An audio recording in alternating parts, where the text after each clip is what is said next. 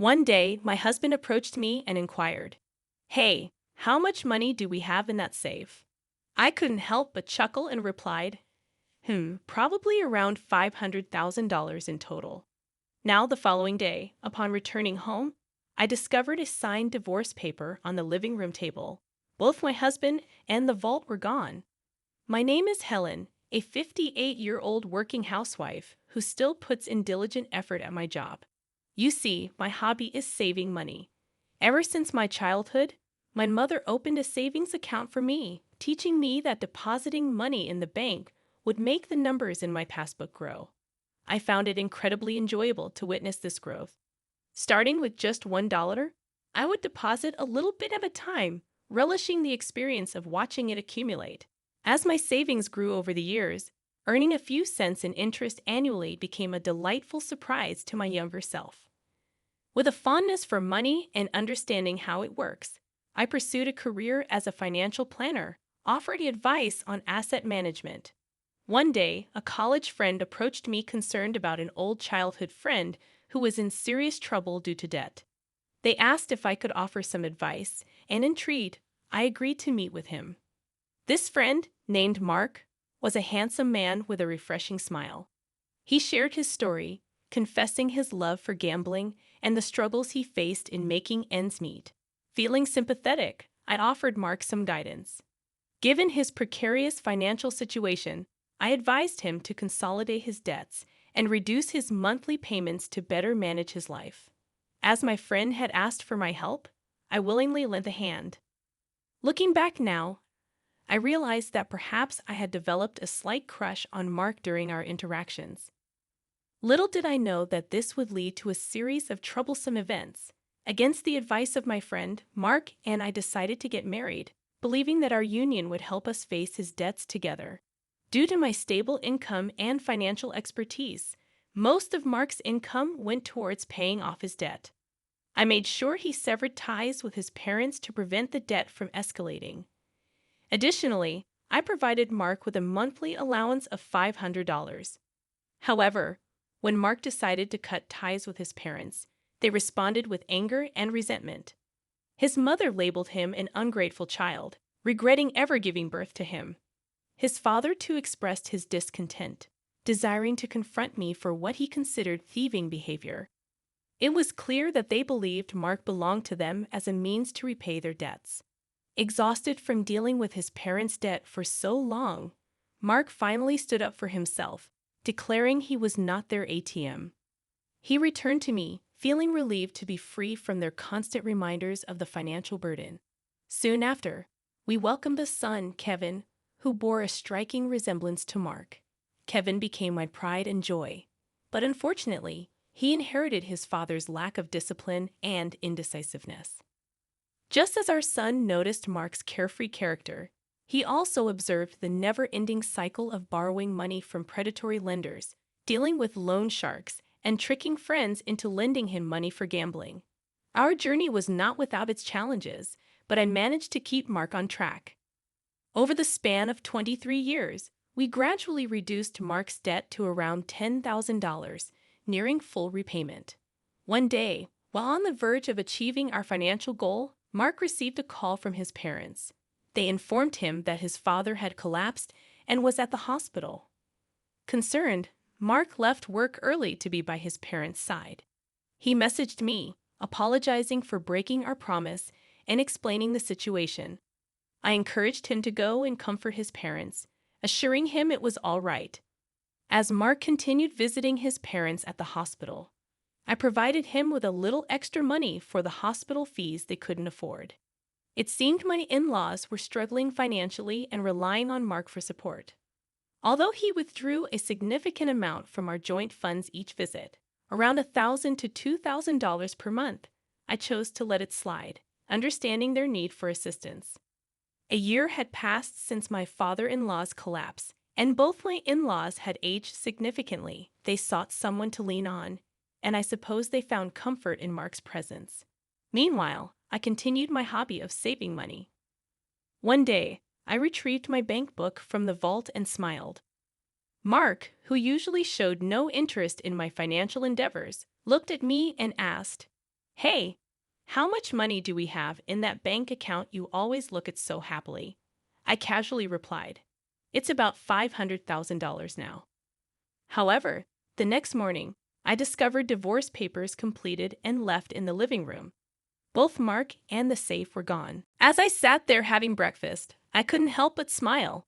I knew Mark had his eyes on the money in the vault, and he had planned to take it all. Imagining him attempting to carry the entire vault nearly made me burst out laughing. In our home, we had a black cat named Luna. We had installed a pet camera to watch Luna's adorable antics, which served as healing moments throughout my day. Luna provided a sense of comfort amid the unexpected turn of events. While watching the pet camera during my lunch breaks, I was always greeted by the adorable sight of my child. But one day, as I switched on the camera, something unexpected unfolded in our living room. My in-laws and my husband Mark engaged in an unbelievable conversation. "Oh, you live in such a nice house, Mark. Your good salary makes your mother so proud," they flattered him. Mark's father responded proudly, "Indeed, I make a decent salary myself. However, Helen takes it all, and I'm left with a mere allowance of $500 a month." "Are you kidding me? That's outrageous. You should be getting more," they exclaimed, sympathizing with Mark. "Why do you obey such a tyrant like Helen? You could live a much better life on your own," they continued. "Mark, you're our pride. You could have saved hundreds of thousands by now.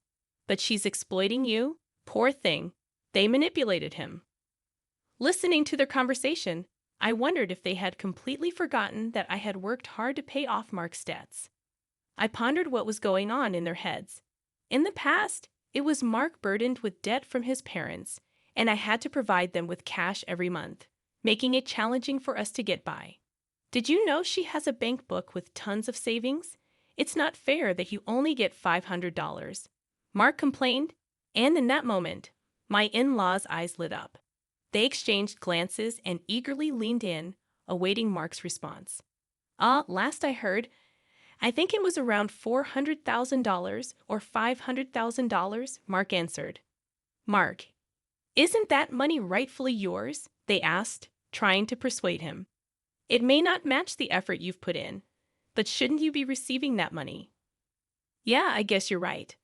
I'm starting to think the same thing," Mark conceded. Despite his good looks, Mark was easily influenced and indecisive.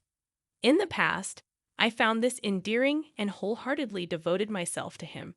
However, it seemed he was being manipulated by his parents once again, and they were about to touch my precious savings. Witnessing this scene was incredibly painful. Tears streamed down my face as I sat at my desk at work, holding my phone. For the past 23 years, I had diligently set aside my own living expenses from Mark's income, primarily using it to pay off our debt. On top of that, I provided him with a $500 allowance from my own pocket. Despite explaining this to Mark, it appeared he had completely forgotten what the past 23 years had been for. I felt a deep sadness and pitifulness, as if I were drowning in my own tears in that moment. I made the decision to record the conversation and promptly sent the data to my son. Claiming sickness, I left work early and headed to my regular bar, where I drowned my sorrows in alcohol. Pouring out my heart to the bartender, he gently comforted me, saying, "Why do you grieve for someone like that? You've done nothing wrong. There's no need to live for them. Live for yourself." In that moment, my love for my husband and my intoxication faded away. "Thank you, sir. Next time, we'll share a pleasant dream," I said to the bartender before leaving. Returning home, I entered my study and began devising a plan to retrieve the bank book from the safe. I couldn't fathom how to accomplish it, but I was determined to show them hell. They should never underestimate me. Concentrating harder than ever, I knew that gathering evidence was the first step. From that day on, I diligently checked the pet camera every day, and slowly, the ugly truths began to surface. Instead of the woman my husband was having an affair with, my in-laws started appearing on the camera in our house. They were discussing their plan to take the bank book from me. "Is everything arranged to take that bank book from Helen?" they asked, grinning unpleasantly. "You're smart. You must have thought of something, right?" Yeah, I have a plan. I'm thinking of taking the entire vault. It'll be easy, Mark responded confidently. But the safe is quite heavy. Are you sure you can handle it? His father questioned. I'll be fine. I'll load it onto a cart. Dad, helping out, Mark replied, and his father agreed, saying, All right, I'll assist you any time. The safe weighed around 120 pounds, confirming my suspicion that Mark, despite his good looks, was not very smart. At that moment, I solemnly pledged to drag these people down to the depths of hell. They had not only betrayed me, but also ruined the precious moments I spent watching Luna, our cat. Witnessing my husband's infidelity through the camera was a painful blow. I had hoped to find solace in Luna's presence, but even she seemed scared and wouldn't show up. These people had shattered my peace, but I vowed to punish them severely. One day, while I was working, I activated the pet camera once again. This time, it wasn't the woman my husband was having an affair with. Instead, it was my in-laws at our house, discussing their plan to take the bank book from me.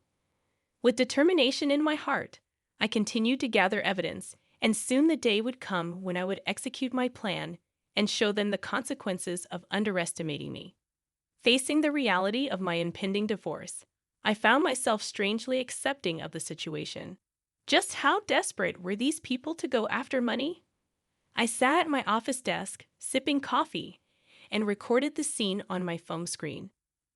Surprisingly, I wasn't upset or sad anymore. If they had such intentions, so did I. I was determined to show them the consequences of their actions. Then, the day finally arrived.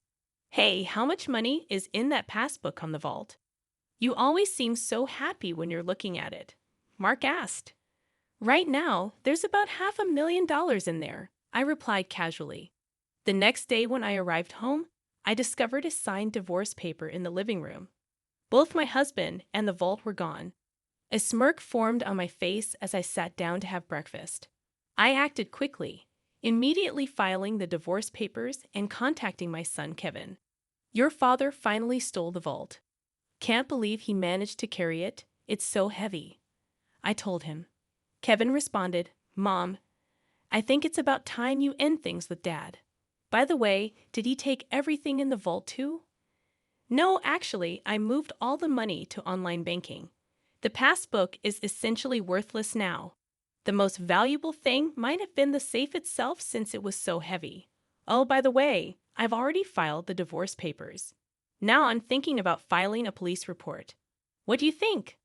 I explained to Kevin, who agreed and suggested that I should file a police report and hire a lawyer. Right, a lawyer. I already have a private investigator on it, but I hadn't thought about a lawyer. Thanks, I replied to Kevin. He seemed exasperated. Following Kevin's suggestion, I reached out to a lawyer through my private investigative contact. I handed over the recording from my pet camera to both the police and the lawyer, and then I waited. After a while, I received a call from my ex-husband, sounding quite frantic. What the hell? The passbook is empty. What happened to the $500,000? You tricked me. That was my money. Where is it? Tell me now, or I'm going back to the house and abandoning your cat Luna, he threatened. You just committed theft, and now you're threatening me. From now on, communicate through my lawyer, I calmly responded and blocked his number. I reported the incident to the police and sent the recording to my lawyer. It was a relief to finally take action. This was exactly what I had wanted to do. A short while later, I received a call from the police. We have caught the thief. However, the vault was damaged. It appears he forced it open, and the things inside were burned. They informed me. My ex-husband and his parents learned that the passbook balance was zero, and they set the contents of the vault on fire. Although it was his first offense, my ex-husband spent a few days in custody. Discoveries continued as my ex-husband broke into the house he used to live in after his release. However, I had already filed for a divorce and obtained a restraining order. When he started causing a scene, I called the police, and within 10 minutes, they took him away again. I contacted my lawyer, explained what happened, and had him start the process of getting a restraining order. Furthermore, I asked the lawyer to sue for emotional distress due to his infidelity. The lawyer mentioned that we might not get much money from his broke family, but that didn't really matter to me. What I wanted was alimony. It seems my ex-husband broke into our house because he was discarded by his mistress and wanted to get back with me. His mistress promptly transferred $10,000 as alimony and seemed to have disappeared. It appears they split after the vault incident, realizing that when the money runs out, so does the love. My underpaid ex-husband, who still has $10,000 in debt, and his gambling-addicted parents seem to be struggling with their daily lives. He is living in an old single-room apartment without a bath, constantly quarreling with his parents.